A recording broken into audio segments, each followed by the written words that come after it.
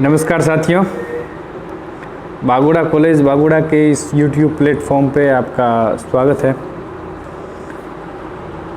अध्ययन के रूप में आज साथियों BA फर्स्ट ईयर का जो टॉपिक है पाषाण काल, उसमें आज उच्च पूरा पाषाण काल, जो पूरा पाषाण काल का अंतिम भाग उच्च पूरा पाषाण काल है, उसके बारे में आप अध्ययन करेंगे। जिस तरह पूर्व के लेक्चर में बताया गया है कि पाषाण काल इसको 3 भागों में बांटा गया है, पूरा पाषाण, मध्य पाषाण, नव पाषाण। फिर पूरा पाषाण को 3 भागों में बांटा गया है, निम्न पूरा पाषाण काल, मध्य पूरा पाषाण काल, उच्च पूरा पाषाण काल।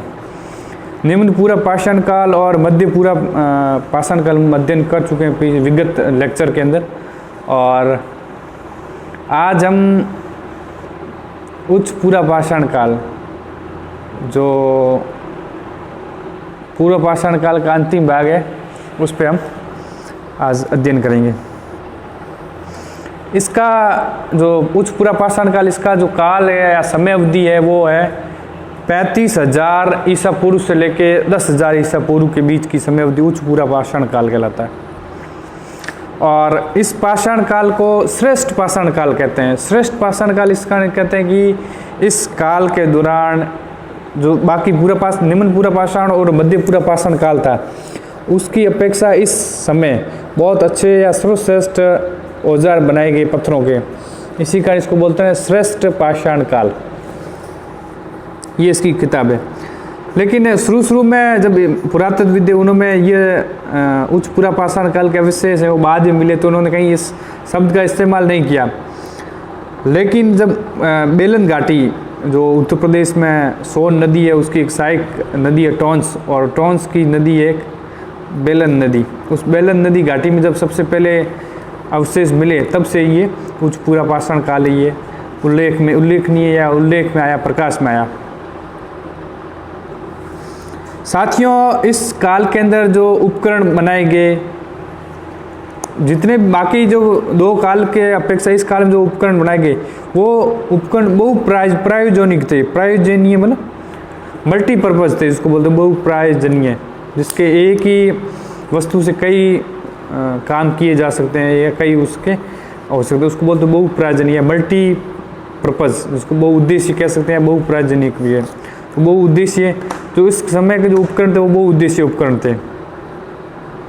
जैसे एक ही उपकरण से आप चीर सकते हो, काट सकते हो, खोदने के लिए, चीरने के लिए, काटने के लिए, खुरचने के लिए, तो उसको एक ही उपकरण से कर सकते हो। क्यों? वो ज़्यादा उपकरण, वो परिष्कृत उपकरण थे या संशोधित उपकरण थे, ये जिसको बोलते हैं इस काल के उपकरण वो परिष्कृत और संशोधित उपकरण थे। दूसरे, इसी काल के अंदर जो उपकरण थे वो विशेषीकरण, उसमें स्पेशलाइजेशन आने लगा। एक ही उपकरण के कई उपयोग भी हो सकते थे, और साथ साथ एक ही विशेषीकरण, मतलब किसी खोदने के लिए तो वो अलग ऐसा उपकरण बनाया जाने लगा जो केवल खोदने के लिए काम भी आ सकता है, तो विशेषीकरण पर भी बल दिया जाने लगा। और इस काल के उपकरण है वो उसको बोलते हैं ब्लेड, मतलब उस काल के अंदर ब्लेड जैसे आकार के, जैसे वर्तमान में ब्लेड होती वैसा नहीं, लेकिन ब्लेड जो काटने का काम करता है वर्तमान में, उसी तरह ऐसे पत्थरों के उपकरण बनाए गए, चर्ट के बनाए गए, स्पटीज के बनाए गए, क्वार्टर्स के बनाए गए। तो वो इस तरह के उपकरण बनाए गए जो काटने के काम आते थे, इतने पतले होते थे जो काटने के लिए काम, इसको बोलते हैं ब्लेड उपकरण बनाए गए। और तक्षणी एक होता है, तक्षणी, जिसको इंग्लिश में बोलते हैं ब्यूरिन, BURIN, ब्यूरिन बोलते हैं। तो उसके भी उपकरण बनाए गए। वो क्या काम में आते हैं? वो किसी को छेद करने के लिए, जैसे चमड़े के कोई भी चाहे वस्त्र बनाने हो या उसका कोई उपयोग करना हो, तो उसमें तक्षणी का मतलब छेद करना किसी के अंदर, तो छेद करने के लिए उपकरण बनाएंगे, उसको वो भी बनाएंगे, ब्लेड बनाएंगे और तक्षणी बनाएंगे। इसी कारण इसको इस पूरा उच्च पूरा पाषाण इसको बोलते हैं ब्लेड प्रधान उच्च पूरा पाषाण काल। इसमें जो प्रधान थे, जो उपकरण थे वो ब्लेड पे आधारित थे, इसी कारण इसको बोलते हैं ब्लेड प्रधान पूरा पाषाण काल।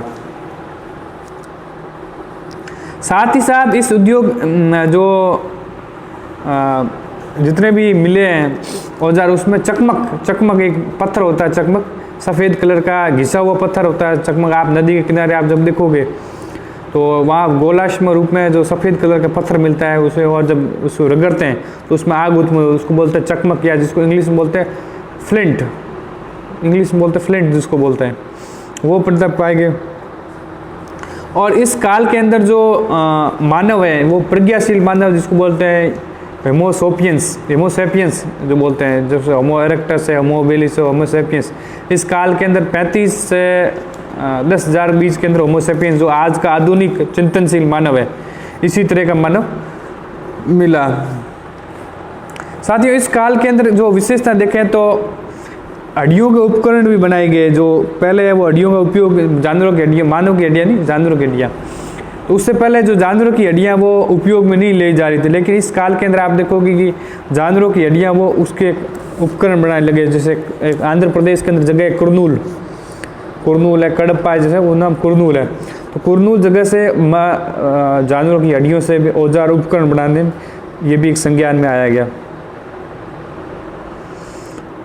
जो मैंने पहले बताया था कि जो बेलन घाटी है, बेलन घाटी में जगह है लोहदा नाला, बेलन घाटी में जगह है लोहदा नाला, मिर्ज़ापुर डिस्ट्रिक्ट के अंदर है, बनारस के पास एक डिस्ट्रिक्ट मिर्ज़ापुर, वहाँ लोहदन वाला, उस लोहदन वाले में सबसे पहले प्राचीन एक अस्थि से निर्मित स्त्री की मूर्ति मिली। लेकिन पुरातत्व में अलग अलग उसमें मतभेद है, लेकिन कई लोग कह रहे हैं हारपून होता है, हारपून मतलब भाला, जिसको मछली मारने के लिए जो उपयोग लिया उसको हारपून, तो वो बोलते हैं ये मूर्ति नहीं है, ये हारपून है। तो लगभग वो संभावना हो सकती है कि उसमें वो हारपून जो हड्डियों से निर्मित हारपून हो, लेकिन दिखता वैसे ही जैसे एक मूर्ति के रूप में दिखाई देता है। इस काल के अंदर जो प्रज्ञाशील मानव था उसने चित्रकारी भी करनी प्रारंभ की। आप देखो कि महाराष्ट्र में जगह है, पाटने है, मेहता खेड़ी है, और राजस्थान के अंदर चंदेसाला जगह है। ऐसी जगह है जो मानव ने अपने जो शैलाश्रय थे या जो जहाँ रहता था आश्रय, उसके रहने के जो जगह थे, वहाँ उन्होंने चित्रकारी करनी प्रारंभ की। सबसे पहले इसी काल के अंदर चित्रकारी, उच्च पूरा पाषाण काल के अंदर चित्रकारी करने की चित्रकारी की। साथ ही साथ शुतुरमुर्ग के जो अंडे की जो कवच होता है, ऊपर का अंडे होते हैं उनका कवच है, उस पर चित्रकारी करना प्रारंभ किया गया।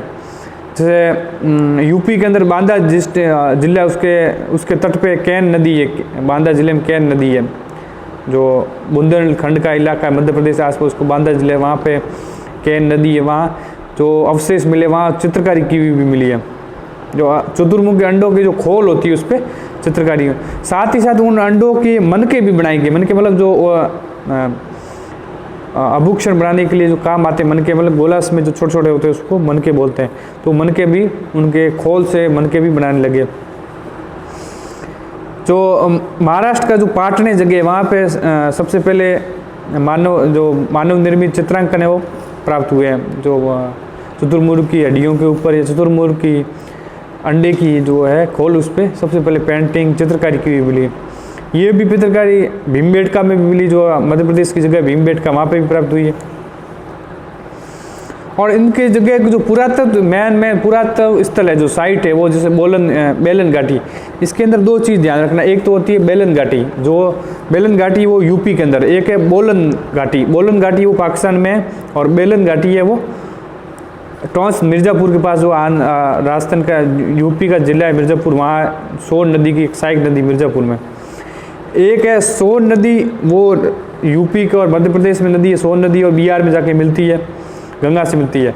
एक है सोन घाटी वो पेशावर पाकिस्तान के में है, सोन घाटी जो पोटवार बेसिन में है। तो दो ध्यान रखना, एक नाम एक जैसा, सोहन और सोन, बेलन और बोलन, दो अलग अलग चीज़ें हैं। तो बोलन घाटी वो सर्वप्रथम उच्च पूरा पाषाण काल के संस्कृति सबसे पहले साक्ष्य मिले। पहले तो पुरातत्वविदों ने कहा भाई ऐसा हमारे यहाँ तो है ही नहीं कोई उच्च पूरा पाषाण काल, लेकिन जब बोलन घाटी में साक्ष्य मिले तो ये सबसे पहला पूरा स्थल है जहाँ सबसे पहले उच्च पूरा पाषाण काल के अवशेष मिलेंगे। ये महत्वपूर्ण साइट है, पुरातत्व स्थल है। और इस पूरा स्थल इतना महत्वपूर्ण है कि इसमें निम्न पूरा पाषाण काल, मध्य पूरा पाषाण काल, सब बहुत सारी है वो मिली है। एक ही पाषाण काल से पूरा पाषाण, मध्य पाषाण, नव पाषाण, तीनों काल के साक्ष्य मिलते हैं। और महत्वपूर्ण जो पुरातत्व स्थल है इस उच्च पूरा पाषाण का वो है यूपी के अंदर बेलन घाटी है, मध्य प्रदेश में भीमबेटका है, बाबूरी है, बागोर जगह सबसे महत्वपूर्ण जगह बागोर है, और जोगदा है महाराष्ट्र के मध्य प्रदेश जगह है जोगदा, वहाँ से भी मिले हैं। ये आंध्र प्रदेश के अंदर देखें तो रेणीगुंटा जगह है, रेणीगुंटा है। बिलारसू ग्राम एक जगह है, वहाँ से बिलारसू ग्राम सबसे पहले प्राचीनतम चूल्हे के साक्ष्य मिले बिलारसू ग्राम आंध्र प्रदेश से। और रेणीगुंटा गुफा है, वहाँ कई सारे मतलब जानवरों के हड्डियों से, जानवरों की जो दांत होते हैं उनसे दांतों में छेद करके आभूषण बनाने के साक्ष्य मिले हैं।